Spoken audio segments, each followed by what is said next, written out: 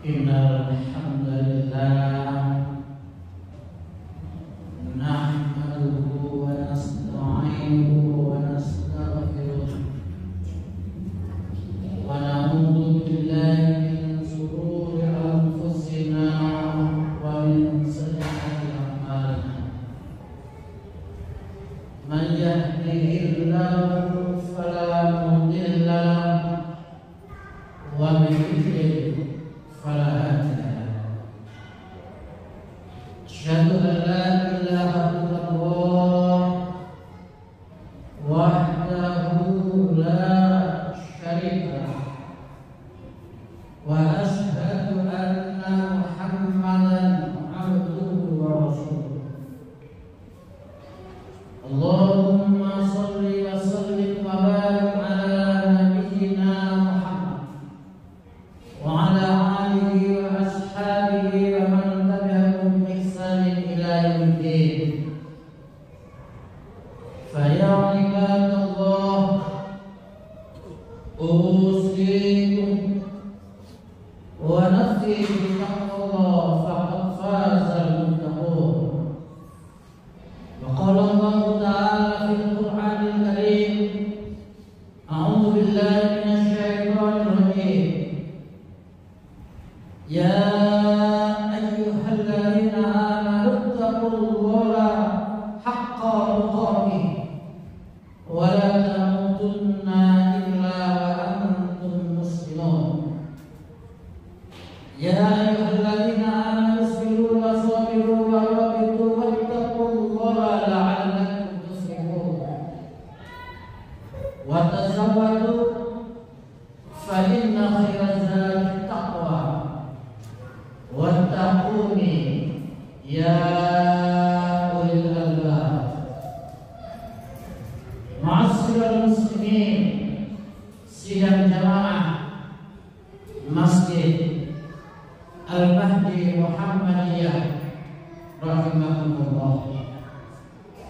Alhamdulillah, bersyukur kepada Allah yang telah melimpahkan rahmat, taufik, hidayah serta inayahnya kepada kita semua, sehingga kita sebagai kaum muslimin bisa menjalankan kewajiban, yakni salat Jumat berjamaah dalam keadaan sehat walafiat.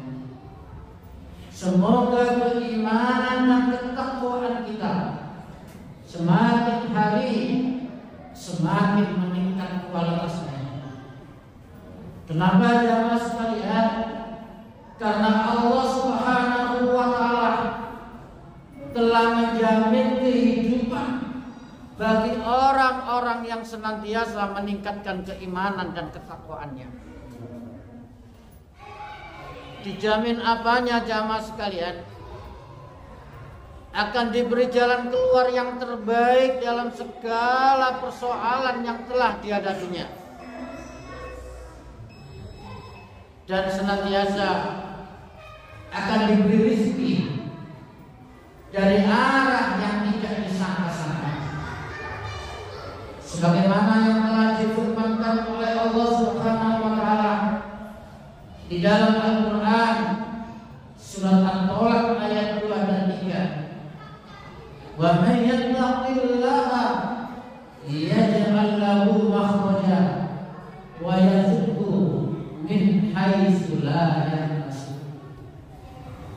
Begitu juga jamaah sekalian, ketika kita ini berbangsa dan bernegara, ketika ada sebuah negeri yang senantiasa mengutamakan keimanan dan ketakwaan, baik yang dilakukan oleh pemimpinnya maupun rakyatnya, niscaya sebuah negeri itu akan dibukakan, akan dilimpahkan keberkahannya, baik dari langit maupun dari bumi. Tapi sebaliknya jamaah sekalian, ketika ada sebuah negeri yang senantiasa mendustakan ayat-ayat Allah, kemaksiatan merajalela, baik yang dilakukan pemimpinnya maupun rakyatnya. Niscaya sebuah negeri itu akan ditimpa bencana, malapetaka, keruwetan, bahkan boleh jadi azab karena perbuatan mereka sendiri. Sebagaimana yang telah difirmankan oleh Allah Subhanahu wa taala di dalam Al-Qur'an surat Al-A'raf ayat 96. Walau anna ahlal qura amanu wattaqau la fatahna 'alaihim barakatin minas sama'i wal ardh walakin kadzabu fa akhadnahum bima kanu yaksibun. Itulah jamaah sekalian, begitu pentingnya perkara keimanan dan ketakwaan, baik mengenai diri kita masing-masing maupun mengenai ketika kita berbangsa dan bernegara. Masyaallah muslimin sidang jamaah Jumat rahimahullah. Dalam khutbah Jumat yang singkat ini jamaah sekalian, kita sampaikan satu buah hadis, satu buah sabda Rasulullah sallallahu alaihi wasallam, yakni jamaah sekalian, ada 3 sifat yang dicintai oleh Allah Subhanahu wa taala. Artinya ketika kita menjalankan 3 sifat yang dicintai oleh Allah ini jamaah sekalian, niscaya kita insya Allah akan diberi oleh Allah keselamatan, kemudahan, kelapangan kehidupan kita di dunia ini, apalagi di akhirat. Masyaallah muslimin rahimakumullah. Rasulullah SAW bersabda jamaah sekalian, Innallaha, sesungguhnya Allah, yuhibbul abda, mencintai hambanya. Ini jamaah sekalian, Innallaha yuhibbul abda, sesungguhnya Allah mencintai hambanya. Apa jamaah sekalian? Yang pertama kata Rasulullah jamaah sekalian, at-taqiyah. Ini jamaah sekalian, at-taqiyah, yaitu orang-orang yang bertakwa. Kita sering jamaah sekalian mendengarkan kata takwa ini, karena memang begitu pentingnya di dalam agama kita jamaah sekalian. Sampai-sampai seruan takwa itu masuk rukun di dalam khutbah Jumat. Ketika khotib tidak mengajak dengan kalimat takwa, baik itu dengan bahasa Arab maupun dengan bahasa Indonesia, maka niscaya khutbahnya akan cacat. Begitu pentingnya kata takwa. Oleh karena itu jamaah sekalian, para ulama mendefinisikan takwa itu secara umum jamaah sekalian, yakni imtisalu awamirillah wa ijtinabu nawahi, menjalankan perintah Allah dan menjauhi larangannya. Artinya apa jamaah sekalian? Kalau kita umpamakan takwa itu wadah yang sangat besar, yang di dalamnya menampung seluruh kebaikan-kebaikan yang disyariatkan dalam agama kita. Oleh karena itu begitu pentingnya secara khusus, banyak juga para ulama yang bermacam-macam mengartikan takwa ini jamaah sekalian. Di antaranya yang disampaikan, yang dikisahkan antara sahabat Ubay bin Ka'ab dan Umar bin Khattab jamaah sekalian, yang pada waktu itu Umar bin Khattab tanya kepada sahabat Ubay bin Ka'ab, wahai Ubay, apa sih yang dimaksud takwa itu? Jawab Ubay bin Ka'ab, jamaah sekalian, wahai Umar, apakah kamu pernah berjalan di jalan itu yang penuh duri? Di jalan itu banyak pohon-pohon yang berduri. Apa pernah, wahai Umar? Umpama sekarang itu jamaah sekalian, wahai Umar, apa kamu pernah berjalan di barongan? Nah, misalnya itu jamaah sekalian. Umar menjawab, jamaah sekalian, pernah, wahai Ubay. Kalau begitu bagaimana sikapmu ketika berjalan itu? Tentu saya harus hati-hati. Lalu dijawab oleh Ubay bin Ka'ab, jamaah sekalian, itulah yang dimaksud takwa itu. Hati-hati itulah yang dimaksud takwa itu. Inilah jamaah sekalian pesan Rasulullah yang pertama, at-taqiyah, takwa, hati-hati. Apalagi jamaah sekalian, kita ini ditakdirkan oleh Allah hidup di zaman sudah sosial media. Luar biasanya. Sudah di zaman fitnah, apalagi ditambahin fitnah di sosial media. Kalau ketika seseorang itu tidak hati-hati, niscaya jelas dia akan tergelincir dengan hal-hal yang merugikan bagi dirinya. Mungkin judi online, mungkin tentang harta, wanita, tahta, yang semuanya dibuka lebar-lebar aksesnya itu di dalam sosial media. Mudah-mudahan dengan senantiasa kita dalam diri kita dengan bekal at-taqiyah ini, mudah-mudahan dijaga dan diselamatkan oleh Allah Subhanahu wa taala. Amin ya rabbal alamin. Masyaallah muslimin rahimakumullah.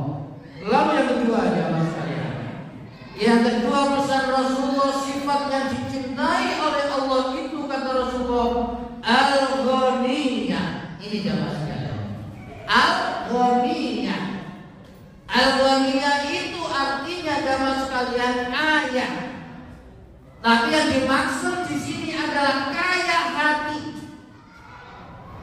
Karena dalam riwayat lain hakikatnya orang kaya itu bukan kaya hartanya.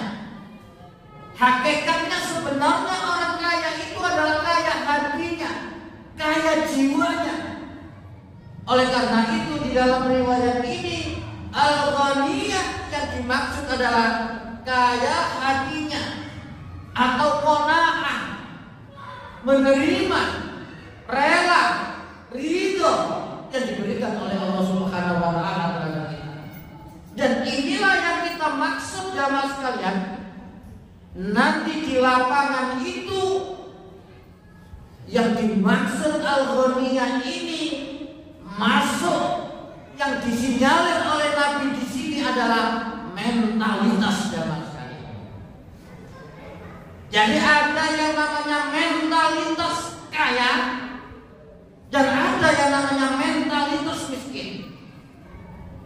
Mentalitas orang menjadi kaya dan mentalitas menjadi orang yang miskin bukan ditentukan oleh hartanya, tapi seberapa dia al-ghaniyah yang kaya itu adalah kaya hatinya, qanaah.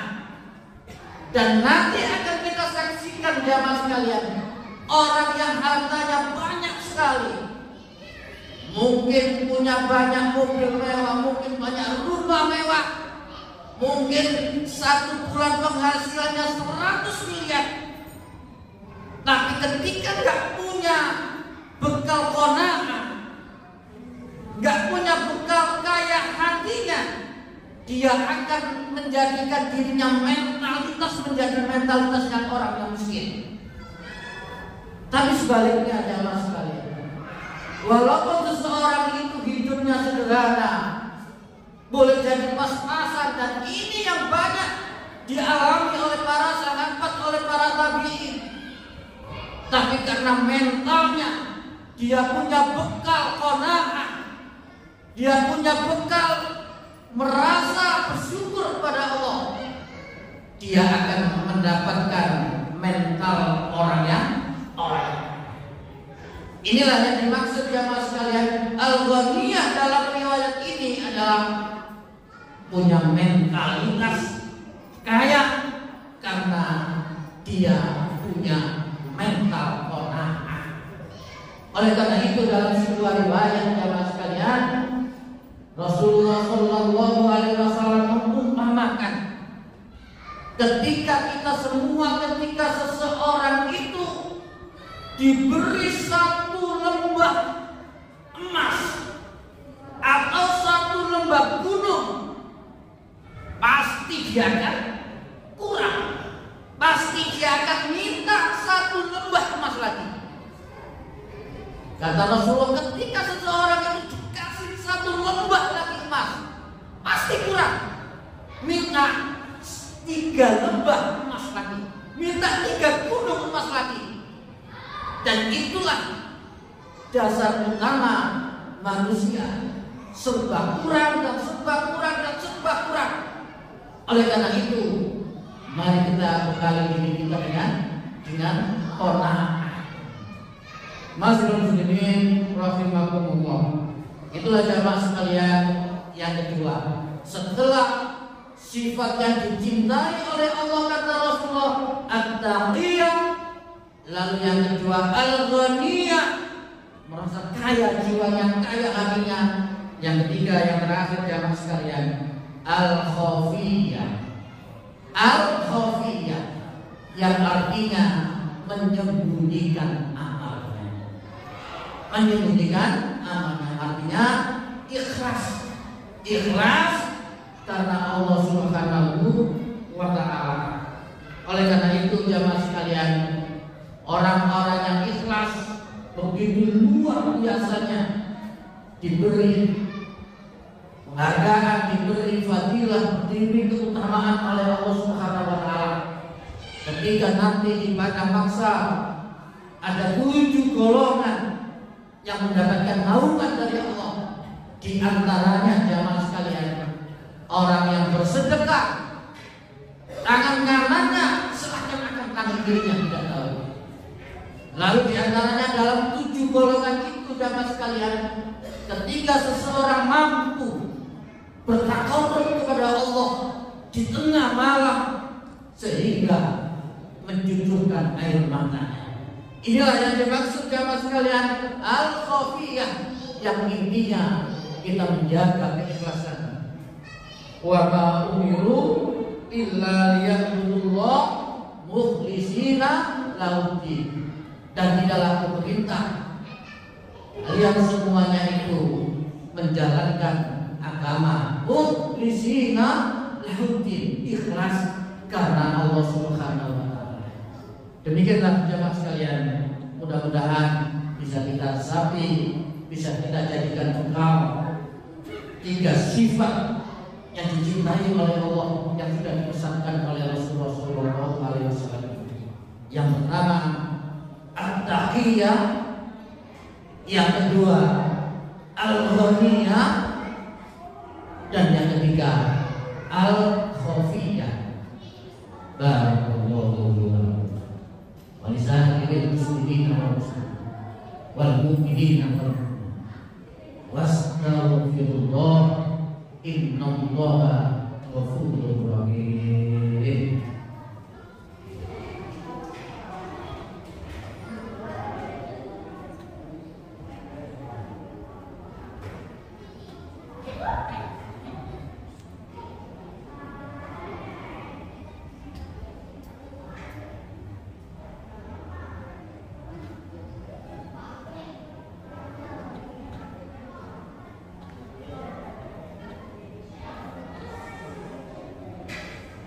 Alhamdulillah rabbil alamin.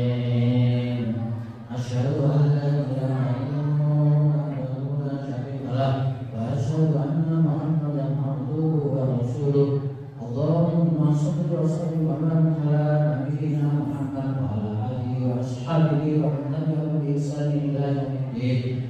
Fa ya ibadallah, usikum wa nafsi bi taqwallahi wa qad wa qala Allah ta'ala fi إن الله وملائكته يصلون على النبي يا أيها الذين آمنوا صلوا عليه وسلموا تسليما اللهم صل على محمد وعلى آل محمد كما صليت على إبراهيم وعلى آل إبراهيم وبارك على محمد وعلى آل محمد كما باركت على إبراهيم وعلى آل إبراهيم في العالمين إنك حميد مجيد اللهم اغفر للمسلمين والمسلمات والمؤمنين والمؤمنات الأحياء منهم والأموات إنك سميع قريب مجيب ربنا هب لنا من أزواجنا وذريتنا قرة أعين واجعلنا للمتقين إماما ربنا ظلمنا أنفسنا وإن لم تغفر لنا وترحمنا لنكونن من الخاسرين ربنا